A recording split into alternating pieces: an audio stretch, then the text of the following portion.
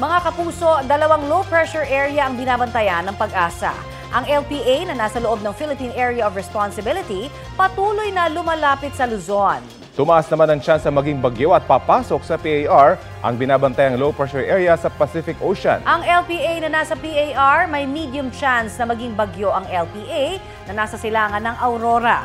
Kung sakali, tatawagin niyang bagyong Fabian. Pero nagpapaulan na ang nasabing LPA sa Cagayan Valley Region, Cordillera, maging dito sa Metro Manila, Ilocos Region, Central Luzon, Calabarzon, Bicol, Occidental Mindoro, Oriental Mindoro, Marinduque, Romblon at Northern Samar. Namataan naman sa labas ng PAR ang isa pang LPA, 2,760 kilometers silangan ng Northern Luzon.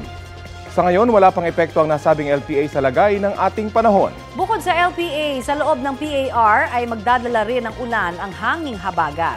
Apektado nito ang Palawan, Visayas at Mindanao. 2 o kaya 3 bagyo ang inaasahang mamumuo sa papasok sa PAR ngayong Agosto ayon po sa Pag-asa. Sa Northern Luzon, ang karaniwang landfall ng bagyo sa ganitong buwan. Maaari ring lumihis ang potensyal na bagyo pero posibleng mahatak nito ang habagat. Ang Agosto ang itinuturing na wettest month ayon sa Pag-asa.